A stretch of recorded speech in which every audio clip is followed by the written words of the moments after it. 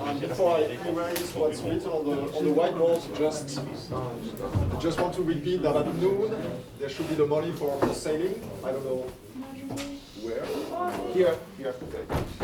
And then for the first poster session, the participants are in alphabetic order until Garcia.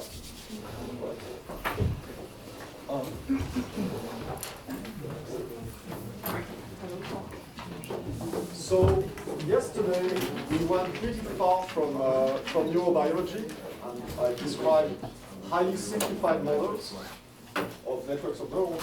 So today we'll kind of try to go a little bit back towards neurobiology.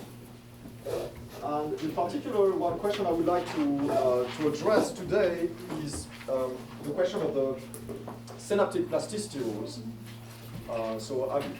Yesterday I used extremely simplified synaptic plasticity rules that are essentially these covariance rules that have been used in these classic memory models. The question is, are these rules really compatible with data?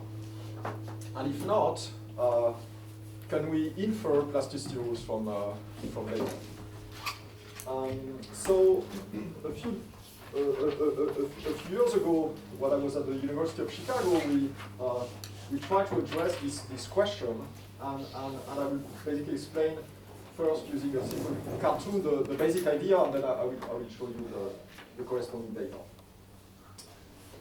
So I just want to draw again these cartoons that I presented during the first presentation, where you have these networks of neurons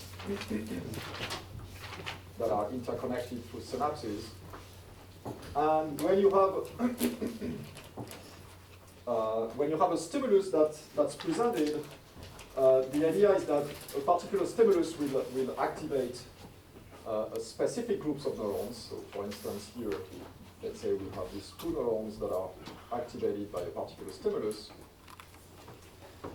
And then this particular stimulus will be stored in memory thanks to synaptic plasticity. So, for instance, according to a Hebbian plasticity rule, we should have an increase in the connectivity between these two neurons. So what that means is that later, if you show again the same stimulus, the response of these neurons, and in fact the response of the whole network, should now be different because the connectivity matrix has changed. In particular, with this specific plasticity rule, what you expect is that the activity of these neurons should go up as you're presenting a particular stimulus over and over again, because these connections become stronger, so the neurons receive more synaptic inputs. And so you expect that the activity of these neurons should increase with a familiarity with a particular stimulus. So the question we ask then is, so suppose that we can measure the activity of neurons as a function of familiarity with a particular stimulus, can we then reverse engineer the plasticity rule that give rise to changes in the activity of these neurons? So that's what I would like to describe today. And then, so that will be the first part of the lecture, and then the second part will be about inserting the plasticity rules that we can infer from data in the type of models that I explained yesterday, and see how this changes what happens in models with rules inferred from data. Yes. So this time there'll be active learning rules that are part of the dynamics, rather than, because yesterday you just preset the weights. Right. So now the idea is that we're presenting a particular pattern, we are changing the synapse as a function of the rates. Okay. So let me first present you some experimental data. And this data, so this is the data recorded from Luke Volosin and David Scheinberg, both at Brown University, and there is a paper in 2012. And so in these experiments, this is the type of experiments that I described during the first day. So these are experiments on awake monkeys that are sitting in front of a computer screen, and then you can present various images to these monkeys while you record the activity of single neurons in inferior temporal cortex, which is an area of the brain where you see that neurons are highly selective for different types of images. And so, and in this experiment in particular, they use a pretty large number of images. So every day, they would select randomly from a huge image database. So they would select 125 novel stimuli. Denote them by the letter capital N. So novel means that an image that the monkey has never seen before. Okay? Just taken randomly from this huge database. And this database contains like any type of image you can imagine, landscapes, objects, things like that. So that's the but every day they would also show a large number of so-called familiar stimuli. That I will denote by F. And familiar here means that the monkey has seen those specific images many, many times in the previous month. It can be up to 1,000 times. Okay. All right. So now, so what do you see when you record the activity of neurons in response to such a large number of images? So let's. I'm just drawing and just a sketch. How the activity looks like for one particular neuron. So this is a plot I showed 2 days ago. So this is t equals 0, the presentation of a particular stimulus. So a neuron typically has some background activity. So this is the firing rate, instantaneous firing rate that can be computed by dividing time in bins, counting spikes, the number of spikes in bins, and then you divide by the bin size and the total number of trials with a given stimulus, so you get an estimate of the instantaneous firing rate. And so what you find is that these neurons have some background firing rates. Typically, this is of order maybe 1.5 spikes per second. Is this large enough? It's probably too small, right?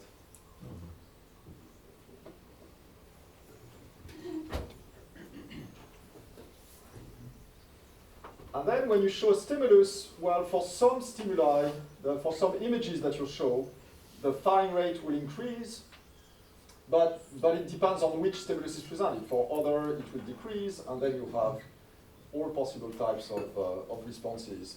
And here I'm drawing just 5 responses out of 125, right? And then you could do the same thing for the familiar responses. So this is again t equals 0, and of course before the stimulus is presented, it has to be the same in average. And then you see something like this.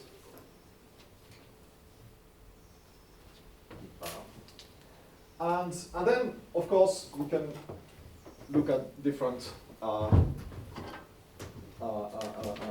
different things. We could plot the average response over the novel stimuli, and so the average response with, let me take another color, and so we would just see something like this, and then the average over familiar stimuli, and here we notice that the average response over novel stimuli is larger, significantly larger than the average response over the familiar stimuli. Okay? So this is, for most neurons, is larger than this, which makes sense. So when you see something novel, typically your brain will be more active than if you see something highly familiar. All right? So that's one first observation.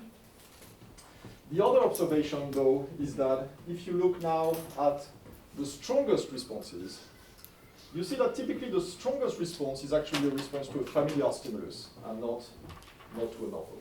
So that's what you see here. This is, I draw here the strongest response, the image for which the neuron responds with the highest rate, and this is for a familiar stimulus. And there's no reward for recognition? To So, recognize that they don't yeah. get a reward? So in this particular experiment, so the protocol was the following. So basically the monkey has maintained fixation on a central spot, and then a number of images are presented. And the only thing that for which the monkey is rewarded once in a while is that if it maintains fixation sufficiently long time, then it's rewarded.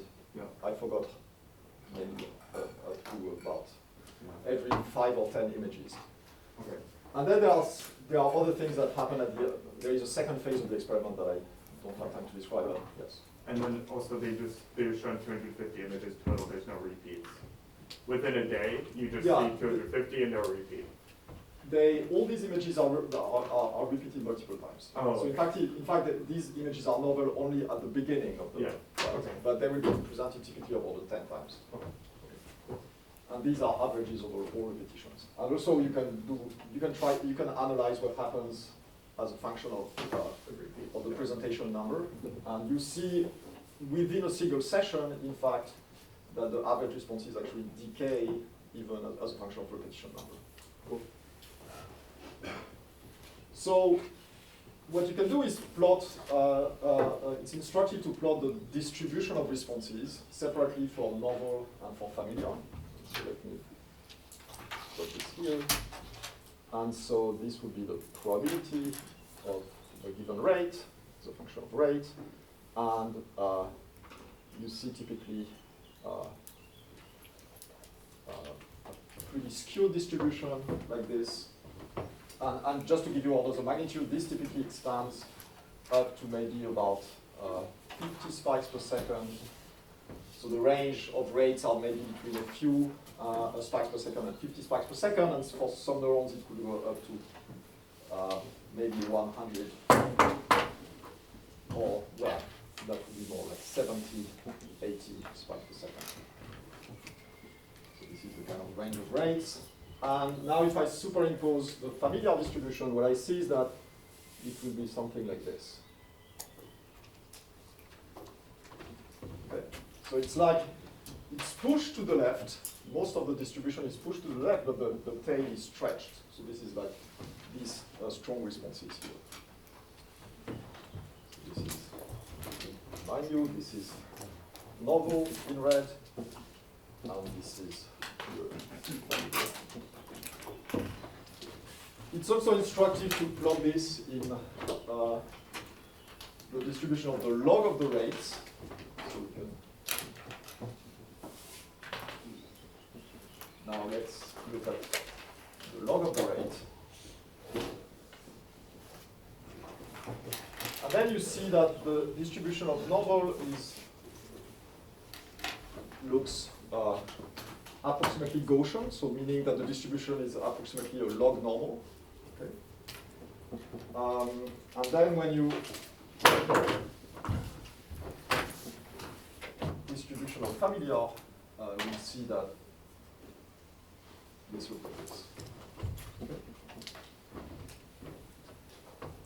So it also looks more or less like a log normal, but with a kind of stretched tail here.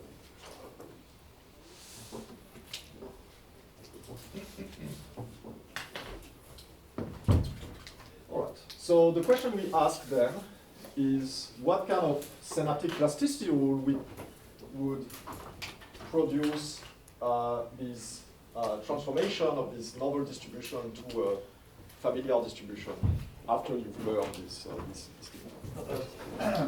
do we know anything about the number of neurons that are actually responding to the novel or familiar stimulus? I mean, if on average, more neurons are responding to novel stimuli or less neurons, or we are only, we only have to think about the rate, the overall rate of response. Right. So these are really neurons that are in the experiment. You just lower an electrode until you reach IT cortex, and then basically you pick the nearest neuron. So there is no selection process here. Okay, so it's just. And so that means that for any visual image, there will be a large number of neurons. In fact, all neurons will in fact, most, well, I'm not showing here, but most responses are, this might not be apparent, but basically are very close to the background rate, meaning that most neurons do not respond. But maybe something like 5% of the neurons will significantly increase their firing rates in response to a particular image. And that depends on, so these numbers depend on the particular neuron. Also, now it's becoming more and more clear that in IT cortex is subdivided into different zones. For example, you have a face area where you have neurons that are particularly responsive to faces. You have other areas where neurons seem to respond to body parts. So there is this functional subdivisions in IT cortex. In fact, in this particular data set, there were no images of faces or body parts, just to avoid these kind of complications that the experimentalists might not be recording in those particular areas, and so. But there are no neurons that tend to respond only to novel stimuli. I mean, it's, No. It's specific features of the stimuli. Right. So typically, a neuron responds to many different images, and there will be some images to which it responds more strongly, and typically it tends to respond more strongly to novel images. But in fact, that's not. Some neurons actually don't. Some neurons don't. There is no significant difference between the two. So you have a very broad range of possibilities. Yes. When you draw the response for familiar, there is one of the curves is much higher than what we could see for new images. Yes. This one, for example. Yeah. And that is for one neuron for different image. This is what I'm showing here. All these curves are for just one neuron, Exactly. and this would be one particular image. Yes. Yeah. But does it mean? I mean, we say that for every familiar image, I could find some neurons that were much higher than what I would find for a non-natural image. Or I'm just trying to understand why some of the curves are very low. It just means that it's not a neuron that is used to detect this event.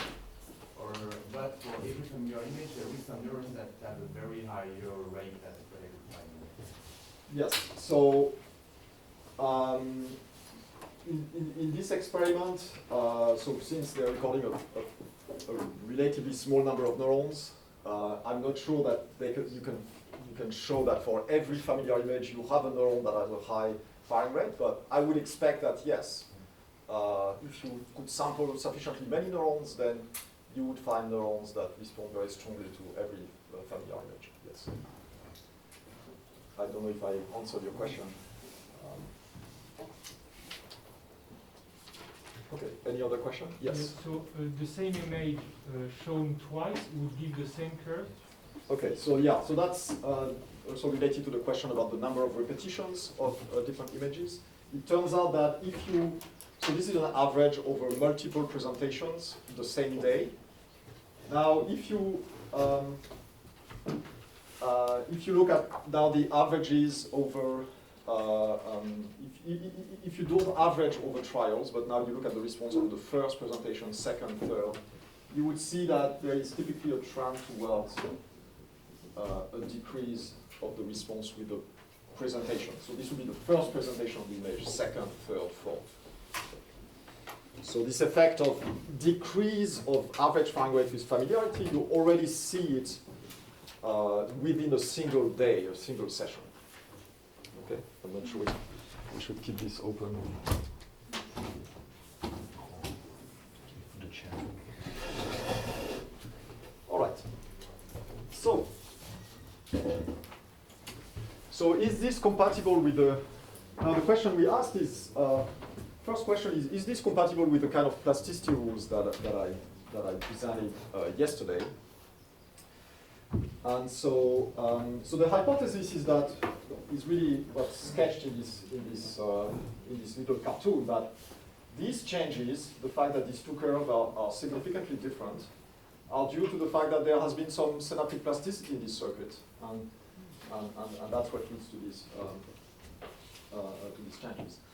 Note that the fact that some responses are stronger seem to be compatible with this Hebbian scenario, but these Hebbian scenarios, especially this naive picture that I sketched here, certainly does not produce a decrease in average rates with familiarity, right?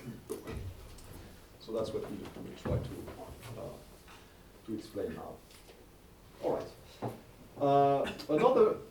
Something else that doesn't really fit with the kind of models that I presented yesterday is that we see that we do not see really bimodality of the responses of neurons. There is no trace of any bimodality here. So we can't say, well, is the neuron active in response to this stimulus, this one? So you see that there is a continuum of responses rather than just active versus inactive. So for this reason, we move to a second class of models that I presented during the first day, these firing rate models. And so in a firing rate model, just redraw the equations. The dynamics of the firing rate, so we again will have again n. Nicolas, I think it's maybe the green is not. Green is not good. Okay. Maybe the blue is better from far away. Yeah, I think. It's not good. What color do you prefer in the back? Blue is the best. Huh? Blue is the best. Blue is the best. And red is the worst. Red is the worst? Okay, because I'd like to. More or less, but, Okay, I see. Because it's nice to have two colors for the novel and familiar, but okay, I'll try to use it as little as possible. Okay, so.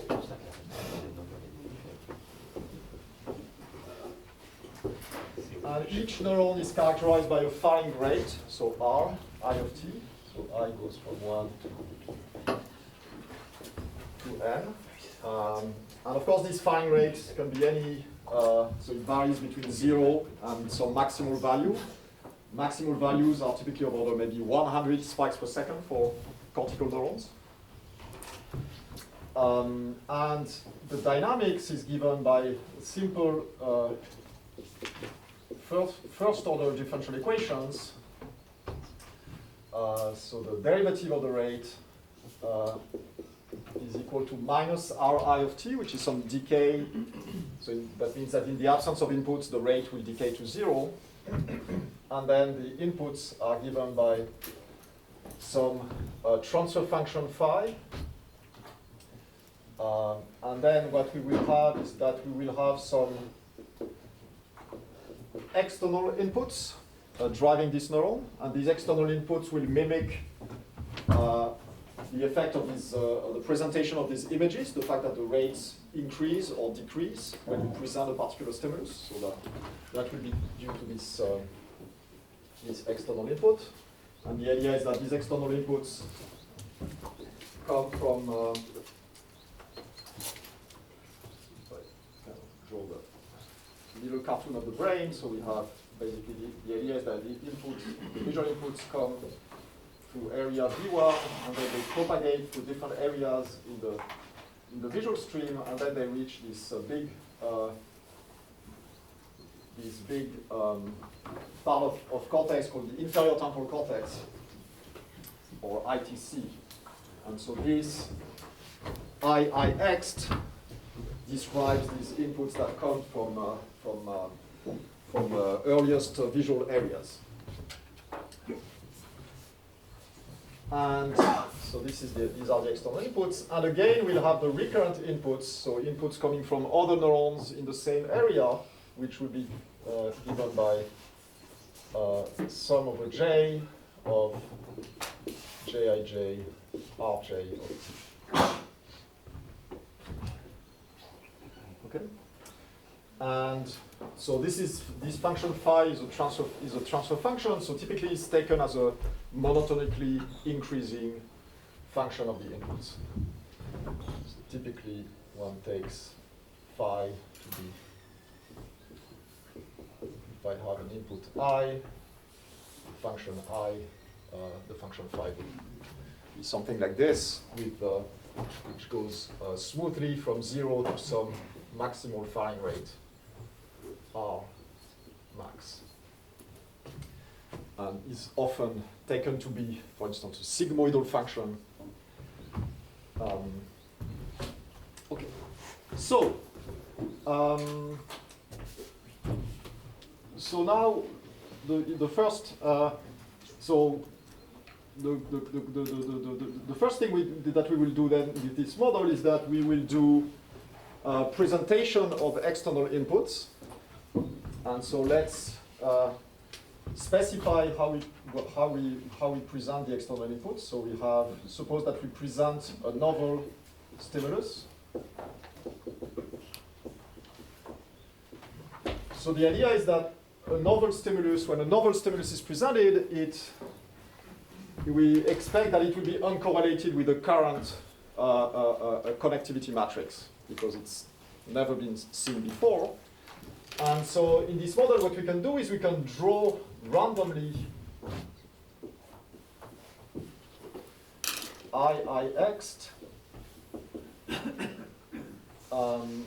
for a particular novel stimulus, and we can draw IIX in such a way so that the distribution of R's matches the empirical distribution of rates in the that we take from the data. So this log normal like distribution, so which I will call Pn of R. So this is Pn of R is basically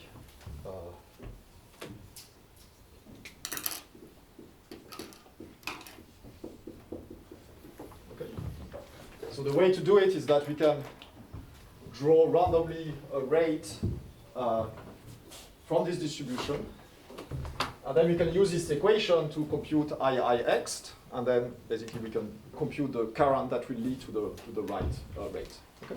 So in this way, we build our external inputs so that we can, the distribution of rates across the network matches the empirical distribution that we see in the data. So do you prescribe a shape from the temporal dependence of the rate when you do that? Okay, yeah, sorry, I realized I forgot to mention the temporal aspect. Good, very good. Okay, so first I didn't really specify when I gave you the distribution of firing rates, I didn't really specify how I compute the rates here.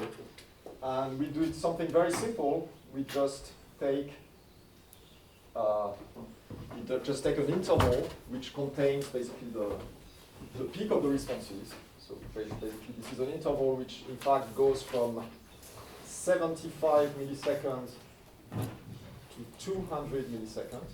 That's a relatively brief interval. So in this experiment, the images are presented for a relatively short amount of time. And the idea is that they wanted to maximize the number of image presentations. So the images are only present for something like 250 milliseconds or something like that. So what I mean by rate here is just the average, the firing rate averaged over this temporal interval. Yeah, thanks for reminding me. I forgot to mention this. And here, what we are assuming that these systems of differential equations have reached its equilibrium. So we're assuming that tau, typically tau should be of order, tau is of order 10, 20 milliseconds. So that the idea is that we're presenting, this IIX is a constant. Then we are computing the firing rate at the fixed point that's reached by the system. Okay. Okay. Now second step.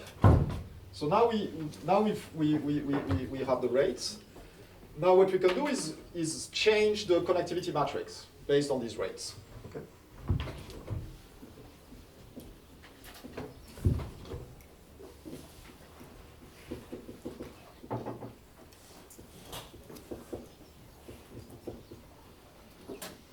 And the idea is that we will use an unsupervised plasticity rule.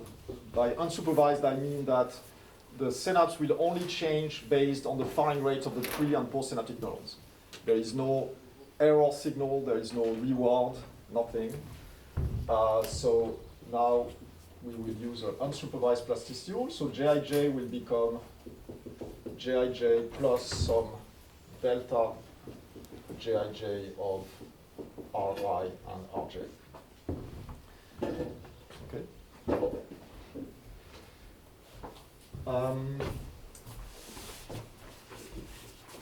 And then once we've changed the connectivity matrix, what we can do is we can present again the stimulus. So now the idea is that, and what I'm describing here, in fact, what we are doing here is that we are only changing the connectivity matrix once, okay, for simplicity.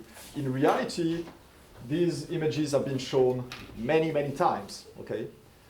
But here, for simplicity, we're just making one a change of the connectivity matrix. And then what in this model, we're assuming that now the stimulus is now familiar. In the model, that means that it has changed the connectivity matrix. And now the stimulus is now familiar. And then we can compute basically the new distribution of rates when we are presenting again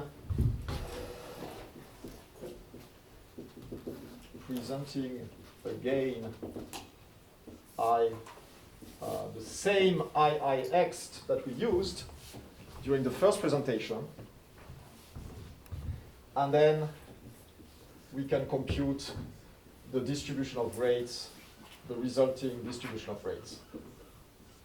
Okay? And the idea is that, the distribution of rates will have changed because, well, not necessarily, but for some, for specific functions delta Jij, that will lead to changes in the distribution of rates. And in fact, we would like to choose delta Jij that for which Pf of R matches this blue curve. So that's what we would like to do.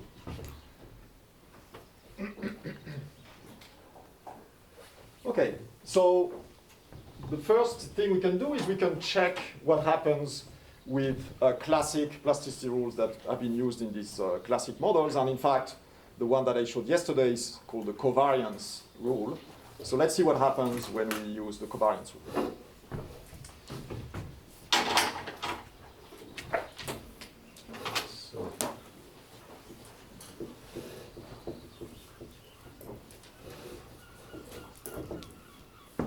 So the covariance rule is basically delta Jij of Ri Rj equal some learning rate alpha that will tell us how strongly synapses are changed times Ri minus capital R, Rj minus capital R, so alpha is a learning rate, R is the average rate when a novel stimulus is presented.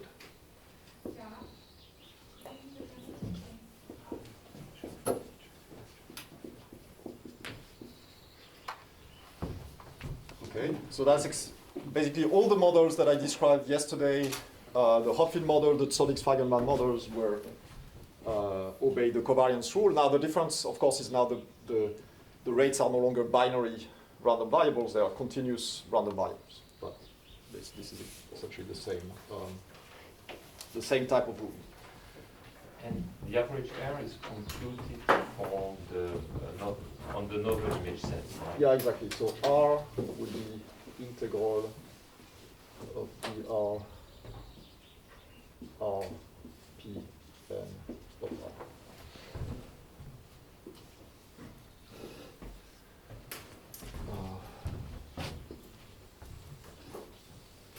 Okay, so let's see. Let's see what happens when we use this plasticity rule. So the idea would be to compute how the total synaptic inputs change when we apply this plasticity rule. So now what will happen is that, of course, so the Jijs are now changed. So they are Jij plus delta Jij. This will lead to a change of the rates. Okay.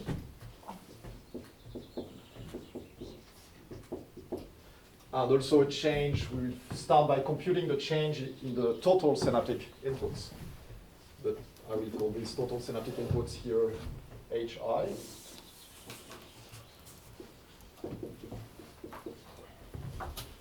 So HI will become HI plus delta HI.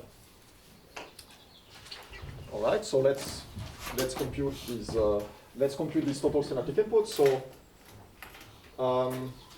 So IIX has not changed, and here in fact we're making the hypothesis that most of the changes come from changes in local recurrent connectivity, but in fact an alternative hypothesis would be that the changes come from the feed-forward connectivity coming from earlier areas, right? So that's something to keep in mind. And there, of course, could be both. There could be changes in the recurrent connectivity and in the feed-forward connectivity. Okay, so the new total synaptic inputs are basically IIX plus sum over J, and then we have Jij plus alpha Ri minus R, Rj minus R. So that's the new connectivity. And then the rates will have changed because we've changed the connectivity matrix, so it's Rj plus delta Rj, right? Okay, so basically we see that we have a first term here. We can take, there is one term here which is basically Hi. So the total synaptic inputs when the stimulus was novel, basically there is this term plus Jij times Rj, sum of J over J, Jij times Rj.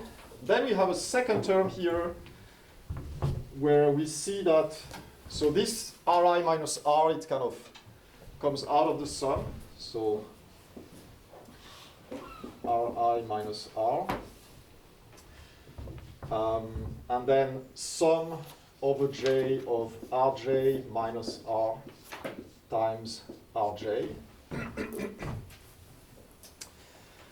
And then we have this other term which is basically plus sum over J, Jij, delta Rj. And then we have the term which has a kind of quadratic term, if we assume that these changes are small, and I will just ignore it for the moment. But there will be this higher order term, which basically is the product of these two ones. But let's forget about it for the sake of simplicity. Okay. So basically we have. And let me add a 1 over n factor here that I forgot, so that we get a 1 over n here. Okay, so we see that the total synaptic inputs are then Hi. This is basically L alpha times Ri minus R. This is nothing else but the variance of the rates when you show a new stimulus, right? So I'll call it variance of Rj over the network, or delta R square, and then. Here, we are assuming that the average of Jij is 0, and basically delta Rj should be uncorrelated with the previous matrix. So this will basically go to 0. Okay, so we have this very simple expression. So essentially, what we see that the synaptic inputs should change based on the rate of the neuron itself. If the neuron is above its average rate, its synaptic inputs will tend to increase. If it's below its average rate, then its synaptic inputs will tend to decrease. Okay. So the idea is that with this rule, what we will do is that we will stretch the distribution of rates. And in fact, we can compute what would be the new distribution. In a simple case, it's instructive to look at the case when the transfer function phi is linear.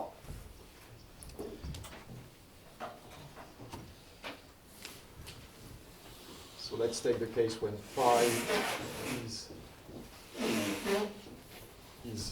is linear. And so when phi is linear, we see that,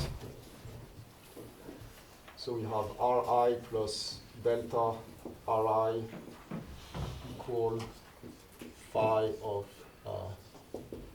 Hi plus alpha Ri minus R. The variance of the rate.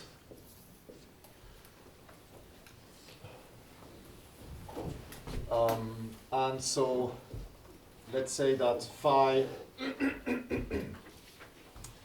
the derivative of phi, I'll call this g. And so what we see is that we have delta Ri, which is equal to alpha times g times Ri minus R variance of R. So that gives us the changes in firing rate due to the to changes in synaptic connectivity. So what we can see immediately is that the mean of delta Ri in this simple case would be equal to 0. Okay, because basically the mean of Ri minus R is equal to 0. So we already see that this simple plasticity rule will actually not fit the data. And what we can see also is that so basically we can compute now the distribution of so basically the rate will increase by some amount. So here is this.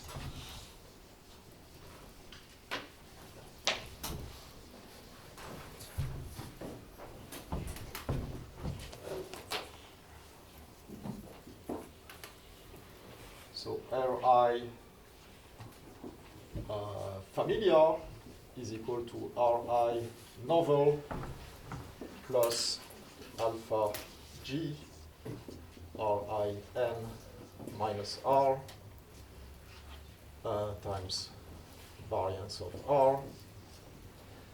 And so we see that basically this will be so in particular we can compute the variance of the the variance of the rates when the stimulus is now familiar is equal to the variance of the rates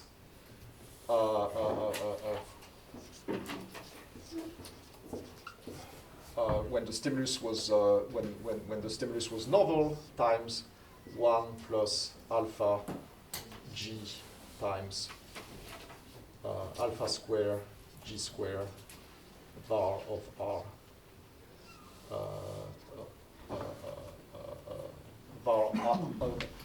the variance of R square.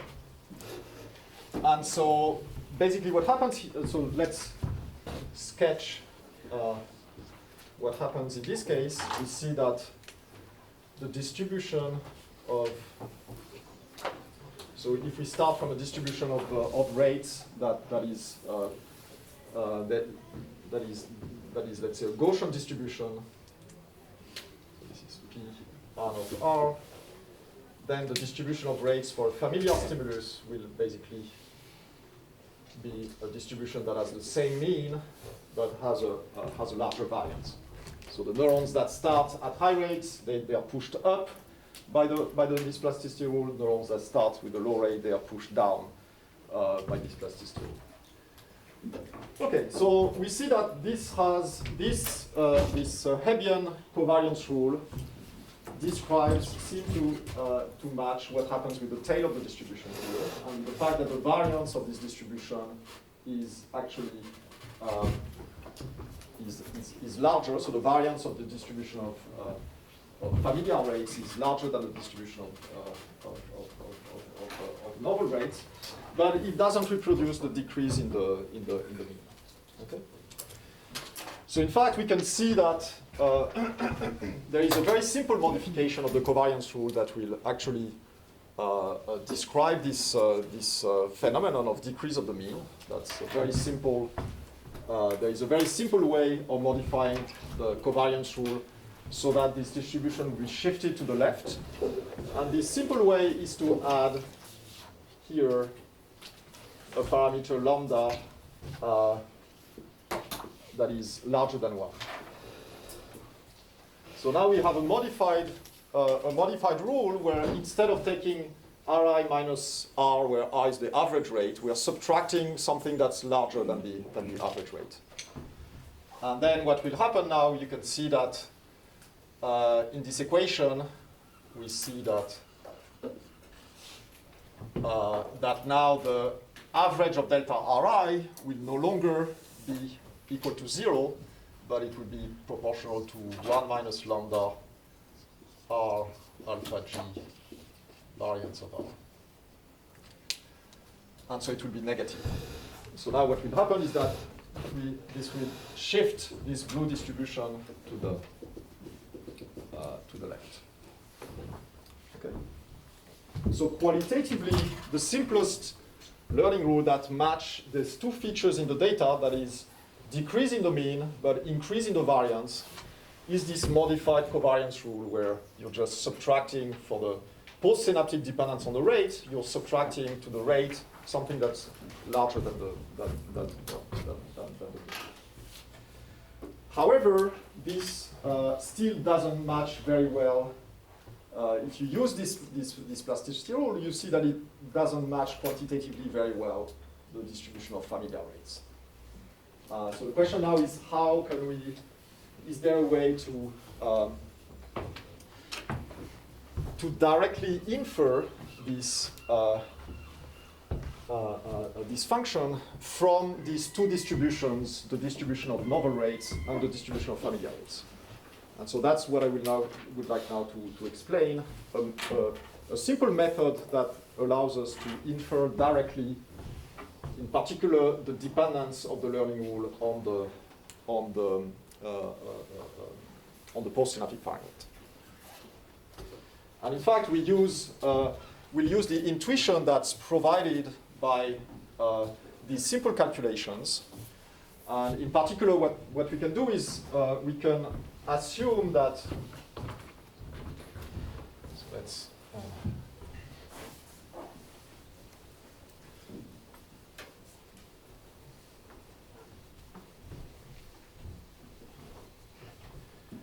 so let's now take a plasticity rule, take a more general form of the plasticity rule. So we can use delta Jij equal f of Ri g of Rj. So we're choosing a separable function of pre- and post-synaptic rates for the sake of simplicity. And also because that will allow, basically, this function f will factor out of the sum, as it did for the covariance rule. Sorry, Nicolas, one question. So you did a linear expansion. So could it come from the fact that phi is... Yes, it could. Yes, it could. So what happens now when the transfer function is nonlinear? Then, in general, it will lead to a change in means because of the nonlinearity.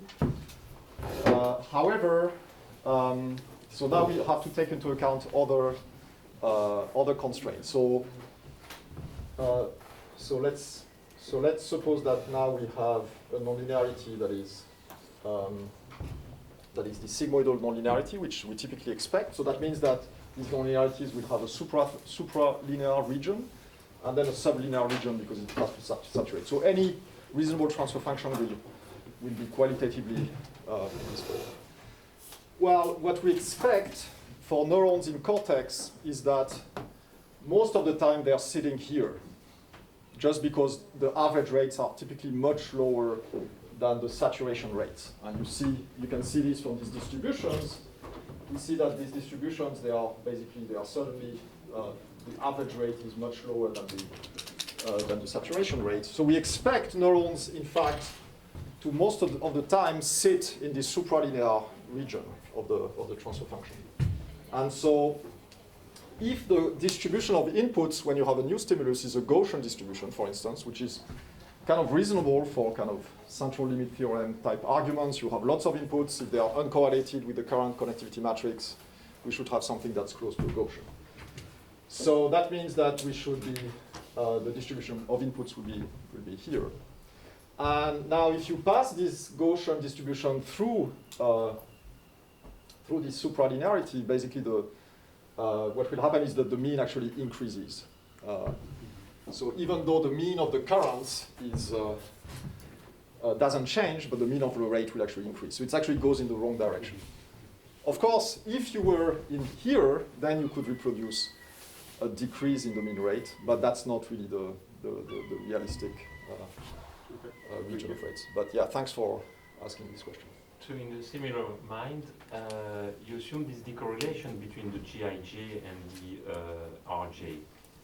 But since the GIJ are constructed by the dynamics of the RJ, of these RJ of order R, why should there be uncorrelated? And so you have this product term that you send to zero. Yeah, I went and a what little bit. happens if you Yeah, I went a little bit fast on this. So you're right. In principle, they're basically the rates. So what you expect is that the rates, the equilibrium rates, will be correlated with the current connectivity matrix. And in fact, I'm ignoring that. Okay, and you can show. Then, if you actually simulate the network and you use the procedure that I will tell you about, you can check that it produces a very good. Then you use the learning rule that's inferred using the procedure I will tell you about. You can check that the distribution of familiar rates will actually match the data pretty well, as it should. But more generally, the question of how the recurrent dynamics affects the learning process, which is something I will actually ignore in this presentation, is really a question that is still to be elucidated, and in fact that we're exploring currently. In fact, Marco, a student here, will present a poster tomorrow or Saturday, which will describe first steps in this direction.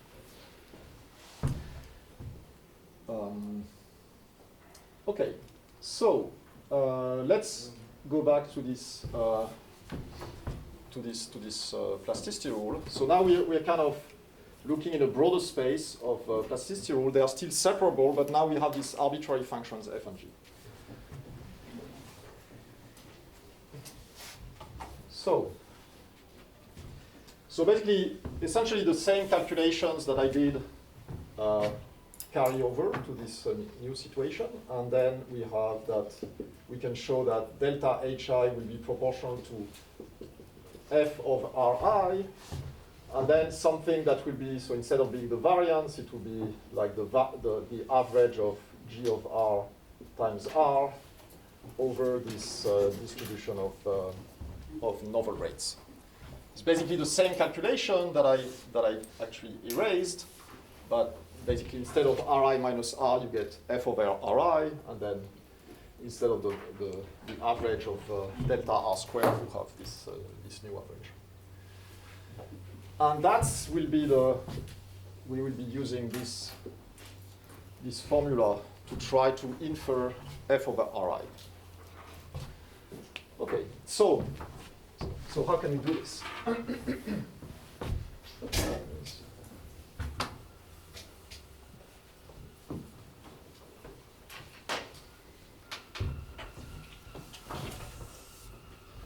So one problem that we have here is that we are trying to infer, basically we'll be trying to infer changes in synaptic inputs, but we don't measure synaptic inputs, we measure rates, right? And rates are given from synaptic inputs using this nonlinear transfer function phi. So the first step, we would like to infer the transfer function. And to infer the transfer function, we need to make some assumption. And the assumption that we make is that the distributions of inputs, the distribution of novel inputs is a Gaussian, which is quite a reasonable assumption due to the fact that neurons receive a very large number of inputs. In fact, both recurrent inputs from the same area, but they also receive large number of feed-forward inputs from other visual areas like area V4, which provides lots of inputs to IT cortex. And so then the question becomes, given the distribution of inputs, what is the transfer function that maps this Gaussian distribution to this log normal-like distribution? In fact, if the distribution was exactly log normal, the answer would be very easy. It would be just an exponential function, right? Because an exponential maps a Gaussian to a log normal. And in fact, we can actually build, compute phi using the following strategy. So we're using something that's called a quantile plot. So let me explain this. Let me explain how this works. So we can compute the quantile function of the rates for novel stimulus. So the quantile function is the inverse of the cumulative distribution function. So to compute it, all one has to do is basically rank the rates from the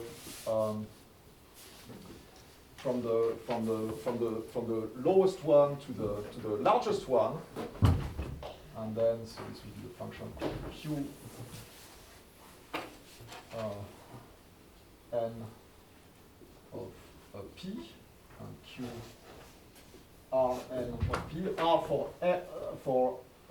for rate, n for novel, and basically this quantile function, they will look like this basically. Okay, so this is the smallest rate, the rate in response, so the stimulus that leads to the smallest response. This is the highest response. This is the median response at 0.5. And then in practice, you have 125 stimuli, so this is not exactly percentiles. This is, of course, for 125, there is no real name, but you get the idea. All right, and then you can do the same thing for. Now, if we are assuming that the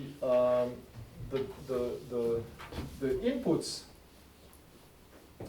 so now the inputs I are Gaussian, then you know what is the quantile function for a Gaussian. So that's, again, remind you that it's the inverse of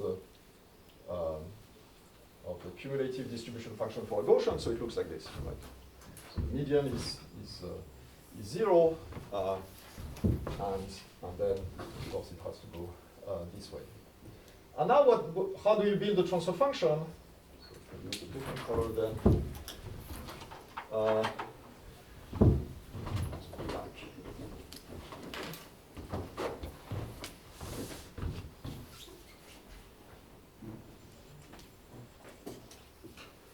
So essentially, to build the transfer function, so this is the rate, this is I. For each quantile, you can plot, so let's say here for the median, you have, this is the rate, and this is the current. So you have 1 point.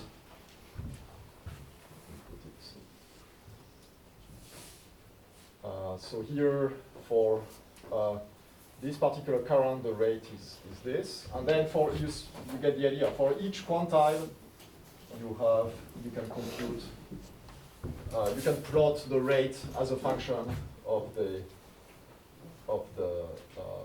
input current, and eventually you build this transfer function phi of I, which by construction now will produce exactly the right distribution of novel rates. Okay. And unsurprisingly, it's a strongly supralinear transfer function. It's not surprising because of the fact that these distributions look like are close to log normal, so you kind of expect that they would be close to exponential functions, right? And in fact, interestingly, exponential functions would be the behavior of a sigmoidal transfer function. So if we use, in fact, we can fit this quite well by using a sigmoidal transfer function R max divided by 1 plus exponential of minus beta R minus threshold. And this would be exponential in the low rate region. So we can fit these functions quite well using a sigmoidal transfer function.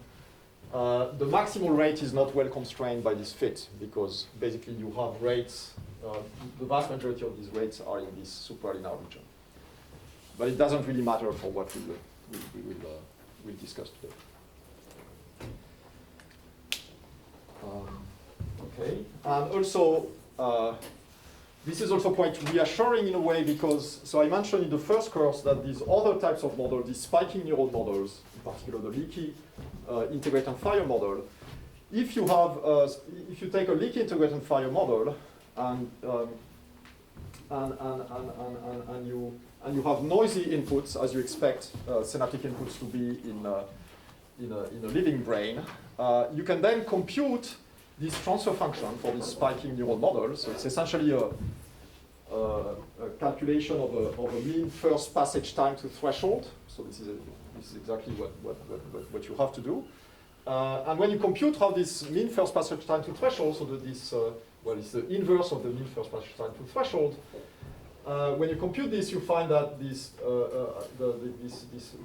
function has essentially this behavior. It has a strongly supralinear behavior at low rates. Okay, so that's kind of that's consistent with what we know about how neurons in cortex operate. Okay, so now I got the transfer function.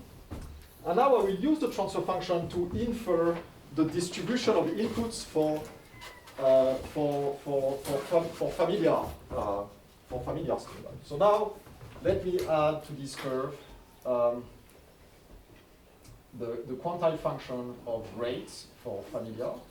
So this would be something like this.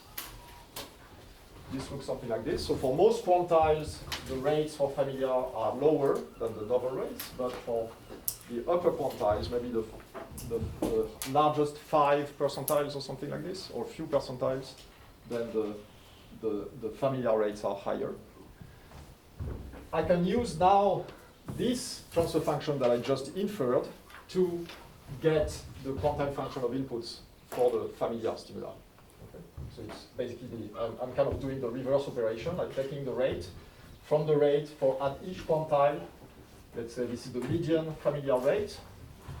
Now for this, so I'm here, so I can infer the median input, the median familiar input. And as you can see now, it's negative.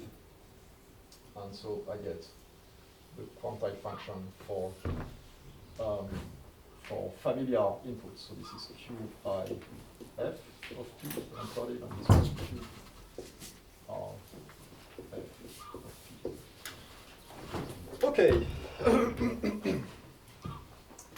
So, and basically it mirrors the difference between these quantile functions mirror the ones for the rates. The one for familiar are below, is below the one for novel for most quantiles except the few top percentiles. All right. So now I'll make a further further step, and I will actually identify this difference with delta H. Okay. And so here I'm making a rather strong assumption. So the assumption is that, so in this experiment what we have is that we have a large set of novel stimuli and we have a large set of familiar stimuli, but the two are different, right? So ideally, I would have liked to know to record the activity of the same neuron like months ago when the familiar stimulus was novel at that time, and then I would have liked to record the same neuron to look at the difference at the difference in firing rate. But we can't do that because we can't record, typically neurons recorded on different days in these experiments are different neurons. So here I have to do, I have to assume that the distribution of rates when these stimuli when the familiar stimuli were novel, then the distribution of rates was the same as the current distribution of novel rates. Okay. So basically, the idea is that I'm assuming some kind of stationarity. This is time on a long time scale. I had the familiar stimuli that were presented many times here, and at that time they were actually novel. So these stimuli that are in blue, so the blue ones they were novel, and the distribution of rates was their distribution of firing rates was given by this distribution Pn of R. And now, several months later, these stimuli are now familiar, and I'm presenting a new set of novel stimuli.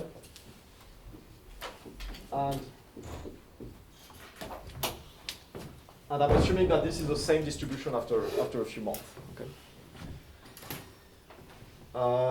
And then there is another assumption that I'm making is that the learning rule is rank preserving.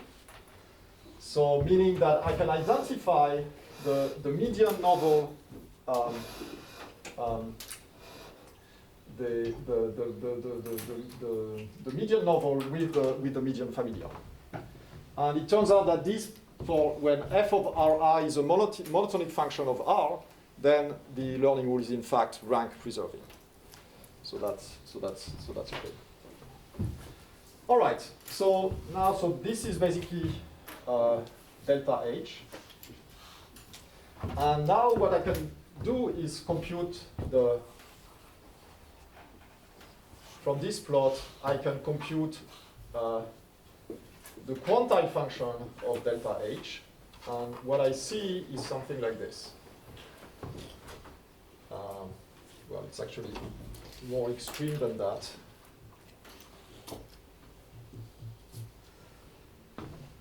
That's a typical shape of this quantile function. And now so this is computed so this is the quantile function, so it goes from 0 to 1, but we are interested in the dependence on the rate of this of delta H. So again, we can look at each quantile. What is the firing rate? And then we can build delta H as a function of the rate. And we find something like this.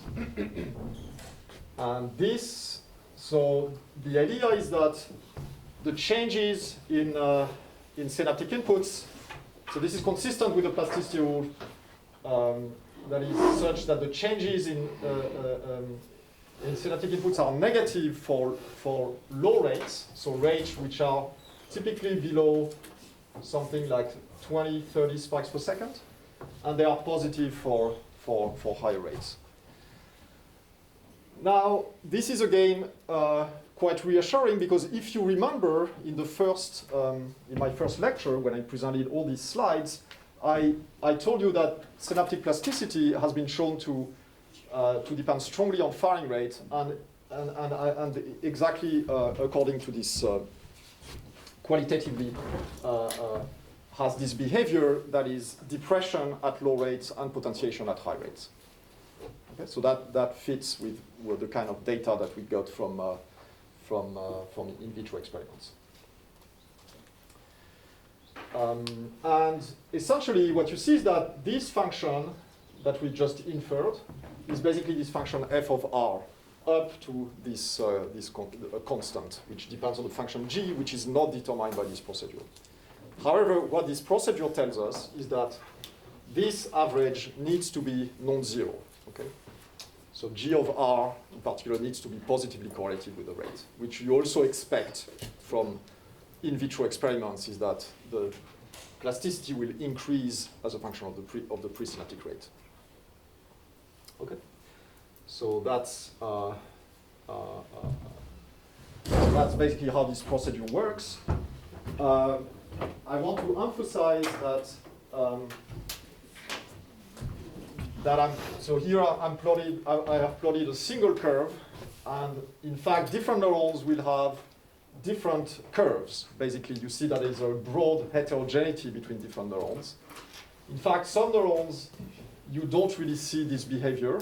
This curve is flat for some neurons. You never see in this data set curves that are significantly decreasing. They are all either significantly increasing in this way, or they are flat. And we don't know whether this is due to heterogeneity, that there are neurons that have different types of plasticity rules. Or maybe one hypothesis is that for neurons for which you see, for example, we see neurons where we see just a negative trend with no significant correlation with the rate, we hypothesize that maybe these neurons are actually sparser than the other neurons. And if we had recorded with a much larger set of stimuli, we would have seen that at some point this would go up. But 125 images was just not enough to see this trend. Of course, that's just a hypothesis, but we know that in other brain areas like the hippocampus, these fluctuations in coding levels, which are also being called the propensities, so the propensity of being active, they are very large. There is a broad heterogeneity of these coding levels from one neuron to the other. So some neurons are really sparse in the hippocampus. They fire only once, very extremely rarely, and others are more active. Okay, so two main conclusions here that I'd like to two main points that we extract from this. So the first point is that the plasticity rule is biased towards depression. And if you compute the average of delta H of R over the distribution of R, this is negative, right? Because here the distribution of novel rates is something like this. So that part really dominates, and that's what leads to the decrease in average rates when from okay. But of course, this part here is the part that this positive part leads to the stretching of the tail here. So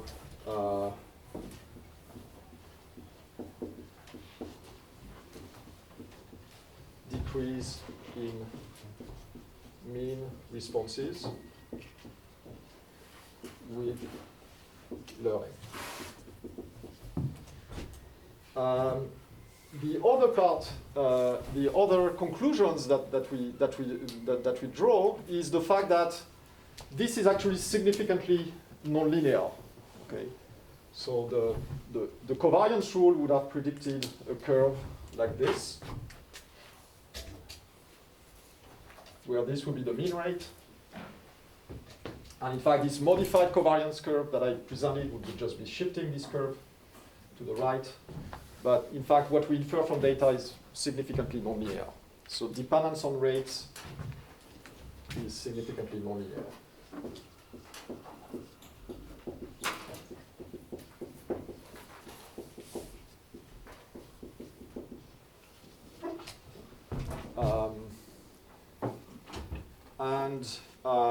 Right, there is a third conclusion, is that the transition, so this is our, let's say, RC, so the transition from depression to potentiation is much higher than the mean rate.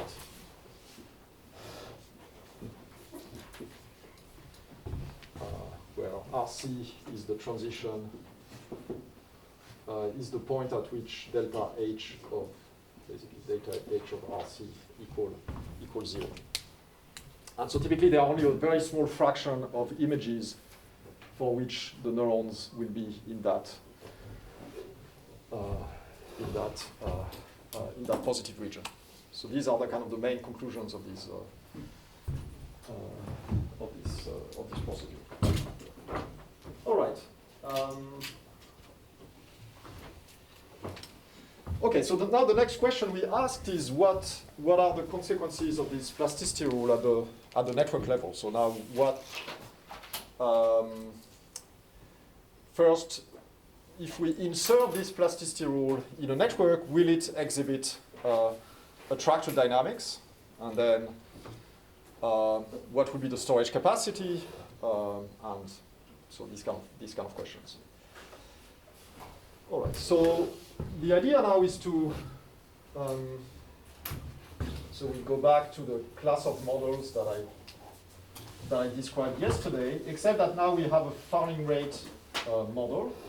So let me rewrite the equations that I erased.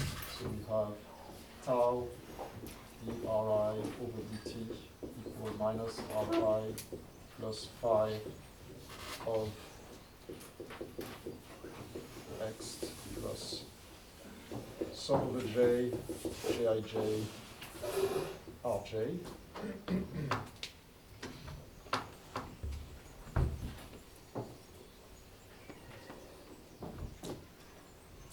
And so phi here is this phi is this transfer function that we infer from data, and we can in fact fit it using this sigmoidal function. And then we can build the connectivity matrix following basically this procedure. So the way we can do is we can generate patterns. So now the patterns or memories can be defined by independent and identically distributed Gaussian random variables psi I mu's. So psi I mu's are no longer binary, but they are kind of standard Gaussian random variables. And in fact, when we are presenting, the idea is that IIX is set to the corresponding psi I mu when you're presenting a particular pattern. And then we can build the connectivity matrix in the same way as in the Hopfield model, except that now the connectivity matrix will be Jij equal sum over mu of f of the rate, and the rate is in fact the transfer function of psi I mu times g of phi of psi j mu. Okay. And in fact, what we did for simplicity is that we studied this model on a sparse network, just because it simplifies a lot the analytical calculations. So this is similar to the Gardner-Derrida-Zipelius model. So we are using a sparse matrix Cij with some connectivity, connection probability C, and then there is this normalization factor Cn.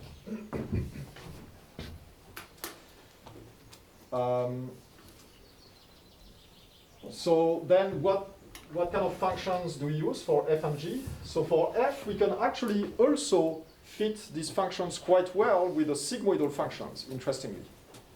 Okay, as you can see from the plot.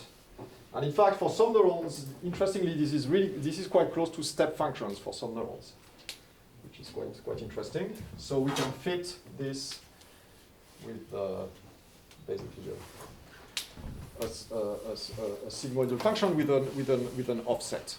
Okay, so I'm not writing down the equation. This is basically similar to this equation with an offset, because of course it's negative. It's negative at low rates. Now we don't really have. We can't really infer the function g. f sigmoidal function fitted from data.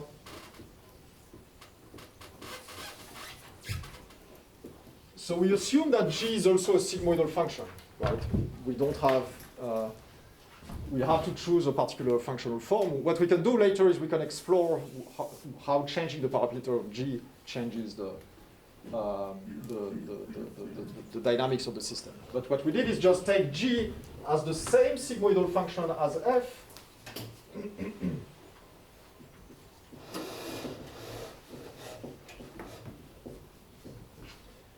with same parameters as F,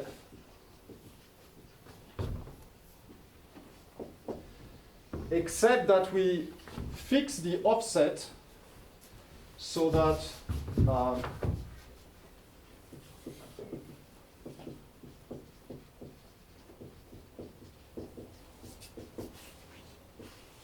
the average of the function G over the distribution of rates is equal to 0. And the idea is that that will make sure, in this way, we'll make sure that the average of this connectivity matrix stays at 0 and is not affected by learning, which is quite a sensible thing to do, because if in average the synaptic strength will go up or down with learning, that would be bad, because basically the rates will either go up or go to 0. So we want to maintain the network in the same range of firing over the course of learning. All right. So that with these choices we have fully constrained the data. Everything is fixed now, and so we can basically study this network in two different ways. We can make numerical simulations, and we can also do calculations similar to the Gardner-Derrida-Zippelius calculations. So, yeah. One question. Yes. You say that it is important to keep this matrix with the average equal to 0 to avoid the rates to go wide.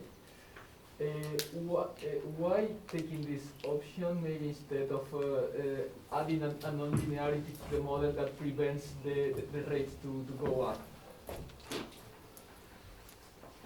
Right. I mean, I agree that there will be different ways of doing it. It's just like, I mean, to me, that's the simplest way, because otherwise you have to add an additional ingredient of this additional nonlinearity. So we just chose the simplest possible route. But I agree that, so in fact, we think that this might be, so there are different biological mechanisms that might lead to a constant connectivity matrix. So there could be, for example, a fixed number of synaptic receptors that a neuron expresses. And so when you put more receptors at a particular synapse, so you're increasing its strength, that means that you have to remove receptors at other sites. And that would keep the average constant. There are also other mechanisms. There are homeostatic mechanisms that are known to work to maintain the average firing rate over a long time scale constant. And this is known to change the strength of synapses in a multiplicative way so that you keep firing rates constant over time. But here we really are not specifying the specific mechanism. It's just the simplest way to make sure that we don't have this problem.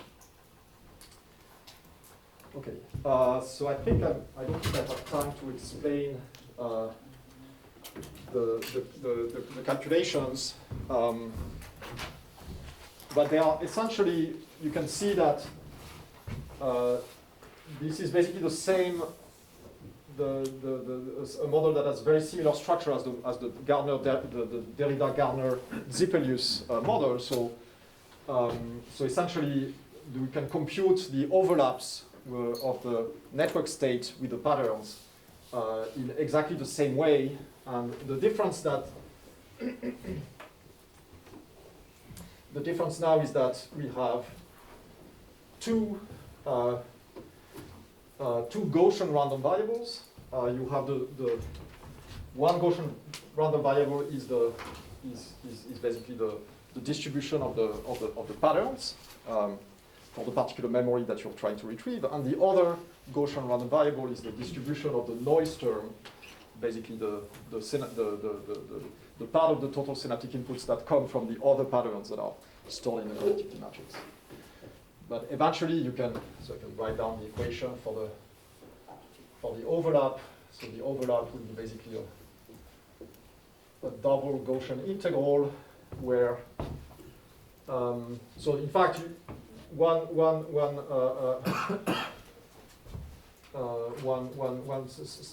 something that you have to do in the calculations is that you can see that, so let me redefine this as f tilde of psi I mu, just to make the notations a little bit lighter.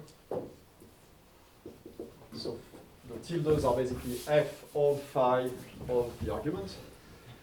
So you see that the local fields hi will be given by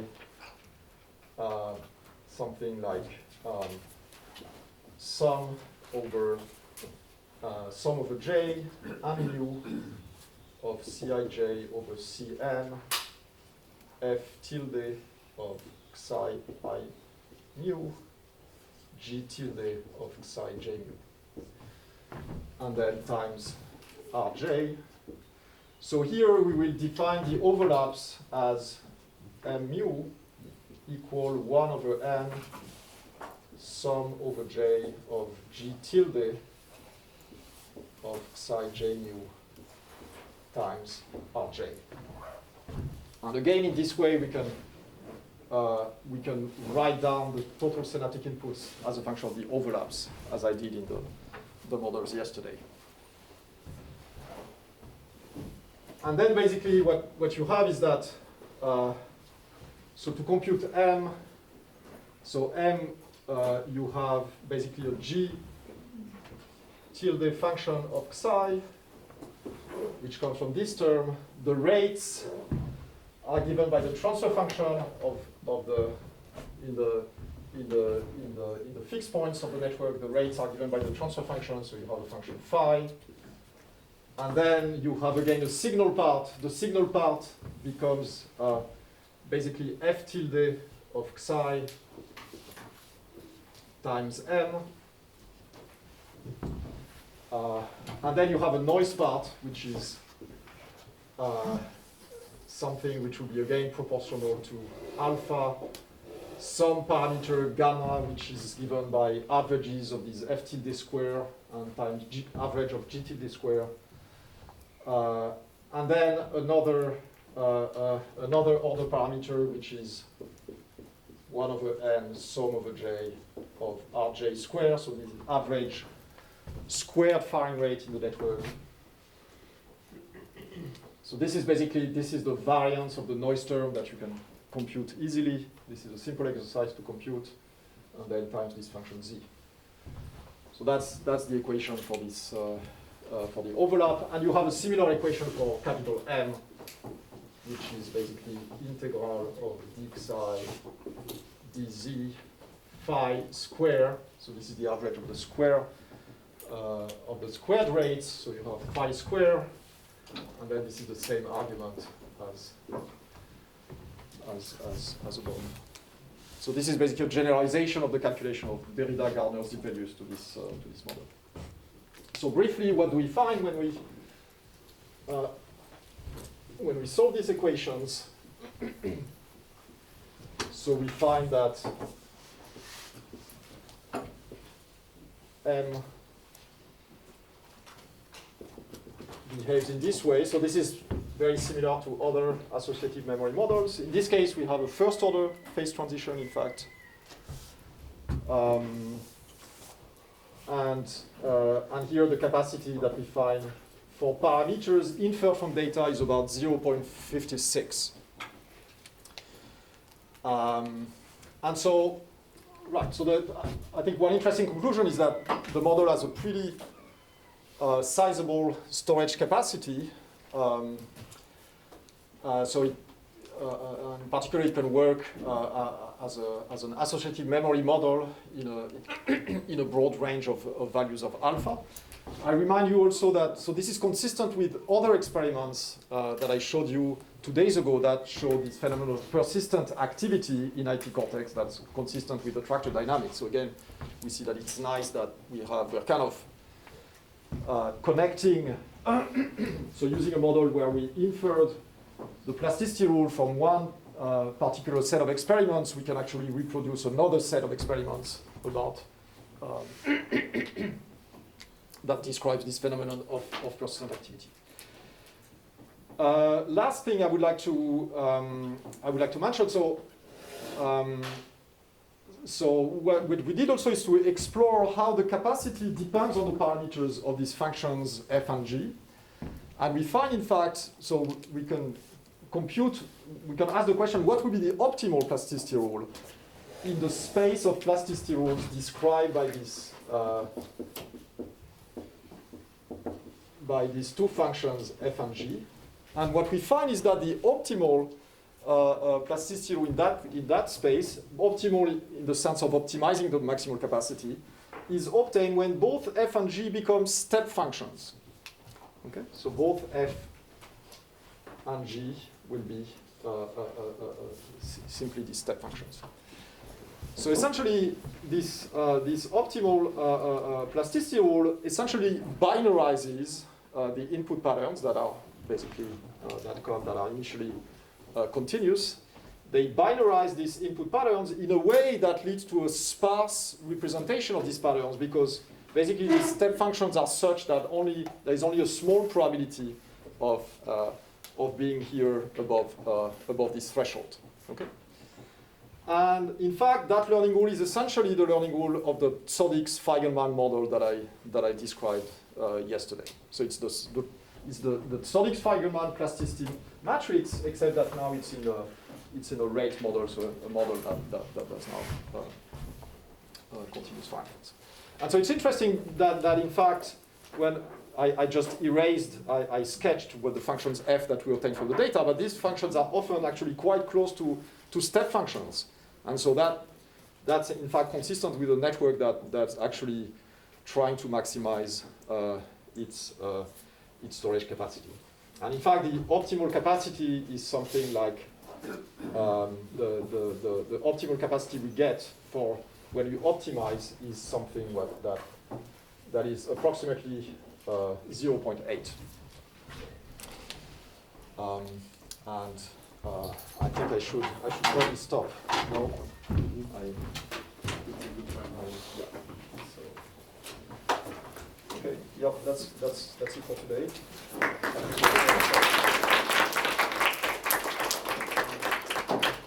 Questions? Yep. Yes. So, even in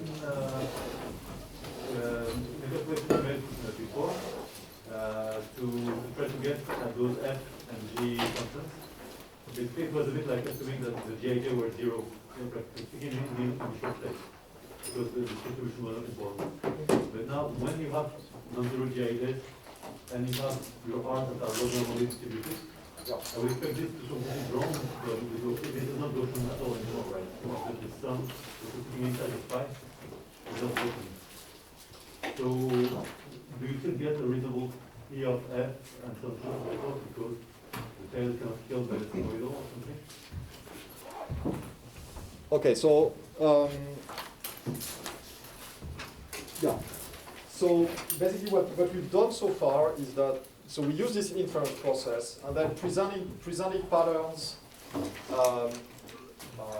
while basically ignoring the recurrent the recurrent dynamics during presentation of these model patterns and learning them, and then we show that the distribution of familiar when we present again this pattern, then the distribution of rates matches this distribution. Now what we need to do is to do the fully consistent thing where we no longer ignore the recurrent dynamics, and that opens a whole can of worms, and that's what we're trying to analyze now. And again, that's the first steps we describe in the poster that Marco is presenting later. other questions? I have one, actually, it's a very vague one, but so today and yesterday you compute the capacity and so the number of patterns that can be stored. Is there, it's a vague idea, or maybe you said, I missed the beginning yesterday, so even an order of magnitude computation of how, I mean, a given brain, how many pattern is storing compared to what the brain can store? It's, I mean, I guess it's very difficult to answer, but really an order of magnitude answer, is it known? No. So that's a great question, and I wish there were more precise answers, but unfortunately, no.